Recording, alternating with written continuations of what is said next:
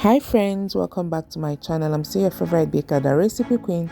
So in today's video tutorial, I'll be teaching you how to bake your easy dark chocolate cake with melted margarine. But in case you don't want to use melted margarine, you can use your melted butter. It will still give you the same result. So sit back, relax, make sure you watch this video till the end, and don't forget to subscribe to my channel.